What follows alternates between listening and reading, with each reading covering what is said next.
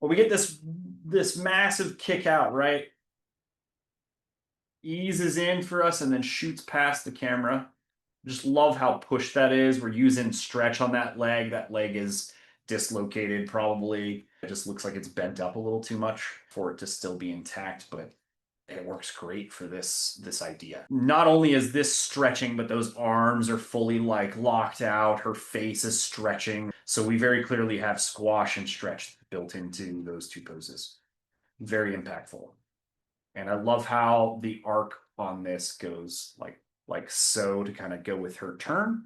Great way to lead into the next thing. Another great pose. Even though she's back to us, we can still see some of her eyes. You can see the side of her face. And you can see too that for a lot of you who've learned body mechanics with me, you know that I talk endlessly about having the body lead, having the body involved in punches, kicks, stabs, whatever they're doing, have the body lead that action. So you can see her torso really going first. It dives in, it rotates to pull that arm forward for this punch. Doesn't always have to do that, but you really want to have the body involved, whether it's leading or if it's following. Look at that. One frame, that's impact right there. And then you get those cool effects on top of it. You could draw some of that stuff and it doesn't need to be as pretty fancy with the shading and lighting. Look at that beautiful pose. Great flowing line of action.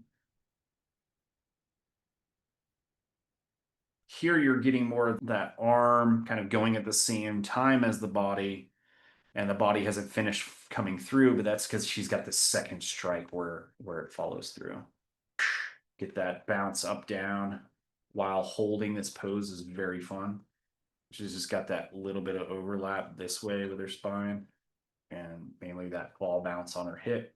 And then here we get away from twos. I think this is interesting. So this kick is fast, right? If we had 2 frames of this, 2 frames of this, 2 frames of that, it would be too slow.